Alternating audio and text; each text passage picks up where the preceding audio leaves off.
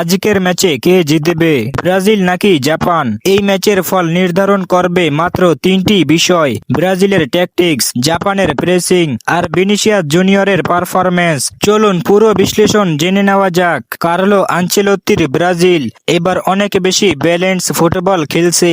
অযথা আক্রমণে না ওঠে, প্রথমে বলের দখল ধরে রাখছে, তারপর উইং দিয়ে দ্রুত আক্রমণ করছে।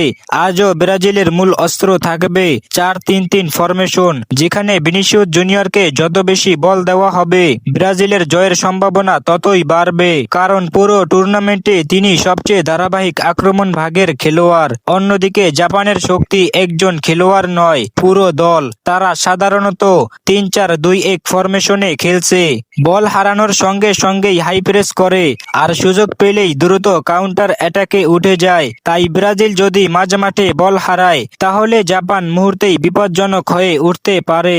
আজ ব্রাজিলের জন্য সবচেয়ে গুরুত্বপূর্ণ হবে মাঝমাঠের নিয়ন্ত্রণ। যদি তারা জাপানের প্রেস ভেঙে ভিনিসিয়াসকে 1-1 পরিস্থিতিতে নিয়ে যেতে পারে, তাহলে জাপানের ডিফেন্সের জন্য ম্যাচটা খুব কঠিন হয়ে যাবে। আর নেইমার মাঠে নামলে শেষ মুহূর্তে সৃজনশীলতার দিক থেকেও ব্রাজিল আরও শক্তিশালী হবে বলে আশা করা যাচ্ছে।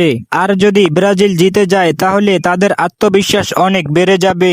আর ব্র্যাকেট অনুযায়ী সামনে আর্জেন্টিনার সঙ্গে সম্ভাব্য মহারণের পথ আরও পরিষ্কার হবে।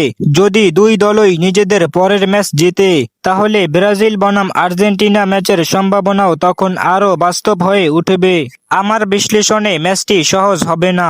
জাপান লড়াই দেবে, কিন্তু অভিজ্ঞতা, ব্যক্তিগত দক্ষতা এবং ভিনিসিয়াসের বর্তমান ফর্মের কারণে ব্রাজিলকে সামান্য এগিয়ে রাখছি।